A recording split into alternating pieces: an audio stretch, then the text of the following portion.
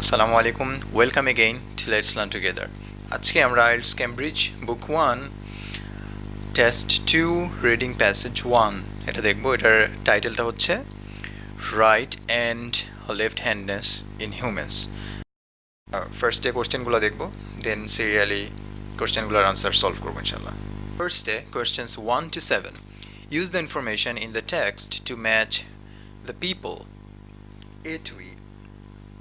অর্থাৎ এখানে এ থেকে ই পর্যন্ত কিছু মানুষের নাম দেওয়া আছে, তাদেরকে তাদের সাথে ম্যাচ করাতে হবে উইথ দি অপিনিয়ন্স এবং তাদের মতামতের সাথে।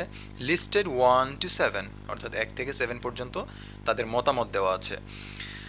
Right the appropriate letter A to E in boxes 1 to 7 on your answer sheet. আচ্ছা, তার মানে 1 থেকে 7 পর্যন্ত আমরা অপিনিয়নগুলো দেখব এবং ওই অপিনিয়নগুলো কোন ব্যক্তিটি দিয়েছেন সেটা আমাদের চিহ্নিত করে উত্তরে সেটা লিখতে হবে। আচ্ছা, ফার্স্টে দেখি। ফার্স্টে human beings started to show a preference for right handedness when they first developed language. অর্থাৎ মানুষরা যখন প্রথম তাদের ভাষার ডেভেলপ করে, অর্থাৎ মানুষরা যখন ল্যাঙ্গুয়েজ তাদের ছোট থেকেই যখন তাদের ল্যাঙ্গুয়েজটা ডেভেলপড হয় তখন থেকেই তাদের এই হ্যান্ডনেসটা অর্থাৎ রাইট, এখানে বলা হচ্ছে রাইট হ্যান্ডনেসটাই তখন থেকেই তাদের প্রিফারেন্সে চলে আসে, অর্থাৎ তাদের অধিকারটা এখানে চলে আসছে। অর্থাৎ সেই সময় থেকে তাদের রাইট হ্যান্ডনেসের অগ্রাধিকারটা সেখান থেকেই শুরু হয়। আচ্ছা, তাহলে এই কথাটা কে বলেছিল? আমরা ফার্স্টে দেন আমরা প্যাসেজে যাই।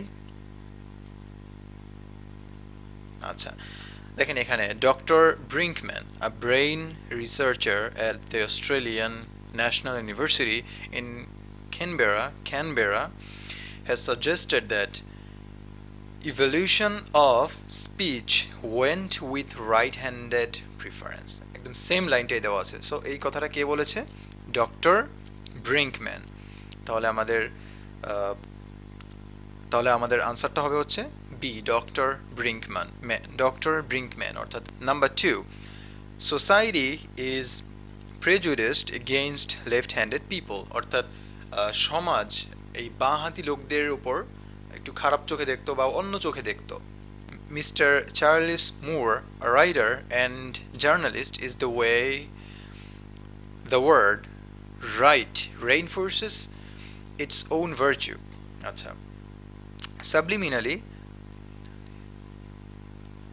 subliminally he says language tells people to think that anything on the right can be trusted while anything on the left is dangerous or even sinister. অর্থাৎ যে কোনো কিছু ডান, অর্থাৎ আমরা কি জানি, ডান বলতেই আমরা সেটাকে ভালো দিক ধরি, আর বাম বলতেই সাধারণত সেগুলোকে অশুভ ধরা হয়। এখানে সিনিস্টার বা ভয়ানক, ডেঞ্জারাস বা ভয়ানক, ওর ইভেন সিনিস্টার, অথবা সিনিস্টার মানে কি অশুভ, এরকম কোনো কিছু ধরা হয়। তাহলে এই কথাটা কে বলেছিল? সেটা হচ্ছে মিস্টার চার্লস মুর। তাহলে 2 নাম্বারটা আসবে হচ্ছে ডি এর সাথে, চার্লস মুর। আচ্ছা, 3, boys are more likely to be left handed. প্যাসেজে আসি। অর্থাৎ ছেলেরাই বেশিরভাগ হচ্ছে লেফট হ্যান্ডেড হয়। আচ্ছা, এরকম কথা হচ্ছে কে বলেছিল? There are more left-handed males than female. অর্থাৎ বেশি ফিমেল বা মহিলাদের থেকে পুরুষরাই বেশি লেফট হ্যান্ডেড বা বাঁহাতি হয়। তাহলে এই কথাটা কে বলেছিল? এই কথাটা হচ্ছে এর আগের দিকে, নাম হচ্ছে Geschwind and Galaburda, maybe, I don't know নামের উচ্চারণটা কেমন হবে। সো তাহলে C number, Geschwind and Galaburda. তাহলে 3 হবে C. Then 4, after a stroke left handed people recover their speech more quickly than right handed people. আচ্ছা,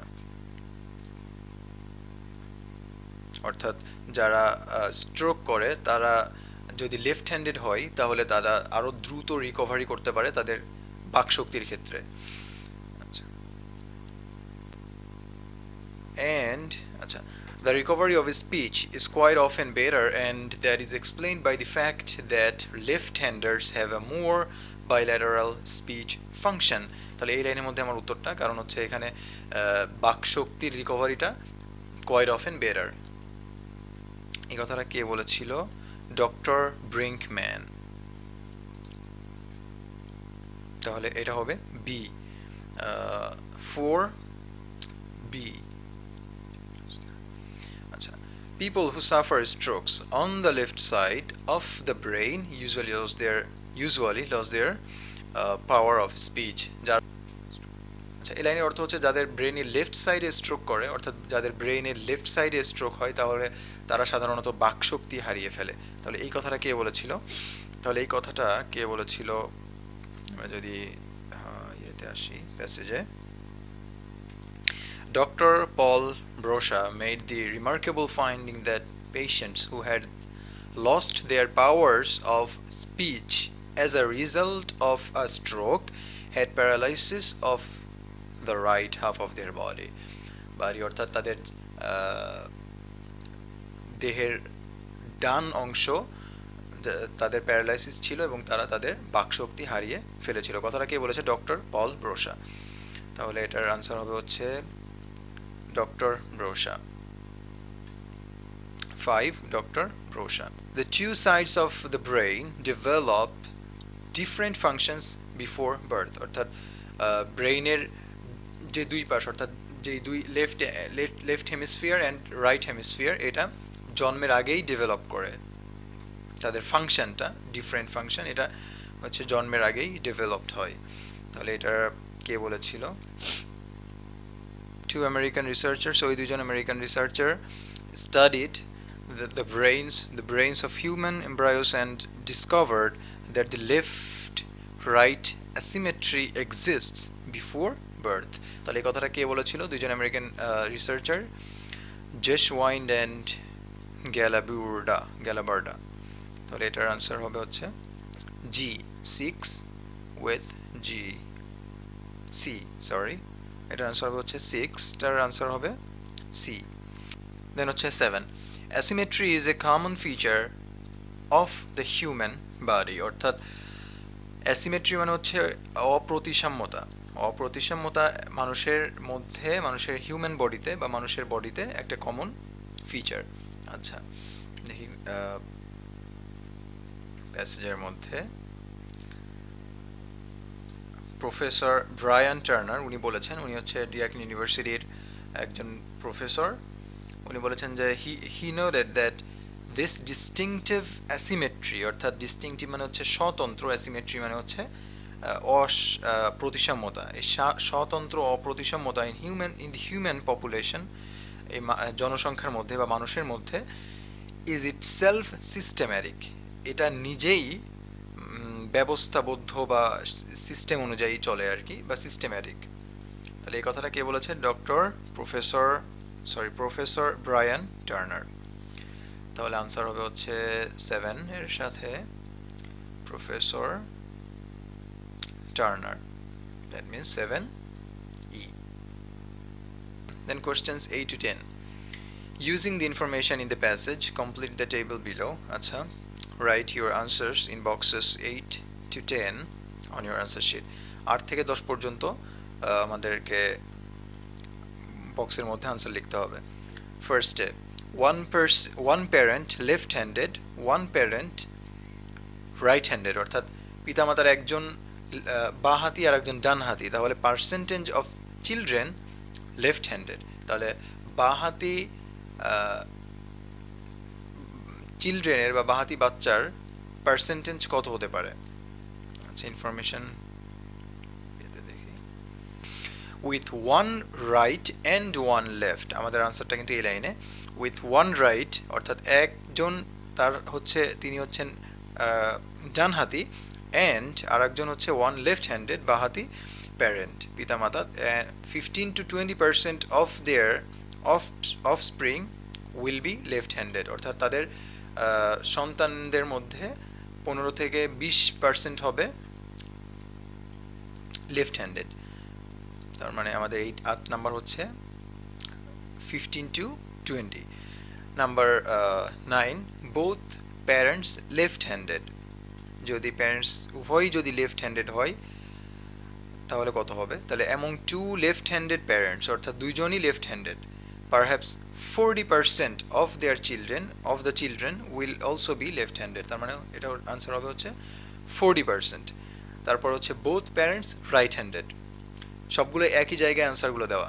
বোথ প্যারেন্টস রাইট হ্যান্ডেড অর্থাৎ পিতামাতা উভয়ই রাইট হ্যান্ডেড বা ডানহাতি। ইনফ্যাক্ট এই যে লাইনটা 6% of the children with two right handed parents will be left handed. তার মানে এটা হবে হচ্ছে 6%। তারপরে questions 11 to 12, choose the appropriate letters A to D and write them in boxes 11 and 12 on your sheet। আচ্ছা 11 এবং 12 নাম্বার কোশ্চেনের জন্য A থেকে D পর্যন্ত আমাদের ক্লু দেওয়া আছে, এখান থেকে যে কোনো একটাকে আমাদেরকে চয়েস করতে হবে। ফার্স্টে, a study of monkeys has shown that, আচ্ছা মানকির বিষয়ে স্টাডি কোথায় ছিল? এই যে Brinkman claims to have discovered a trend in monkeys toward the asymmetry that is evident in the human brain. তাহলে monkeys are not usually right-handed, না এরকম কোনো কথা দেওয়া নাই। monkeys display a capacity for speech, এটাও না, কারণ মানকিরা অবশ্যই কথা বলতে পারে না। monkey's brain হবে, monkeys brain are smaller than human brains, এটাও না। monkeys brain are asymmetric, লাইনটা হুবহু কিন্তু আমাদের প্যাসেজের মধ্যে দেওয়া ছিল, তাহলে আনসারটা হবে হচ্ছে D. Question 12, according to the writer, left-handed people,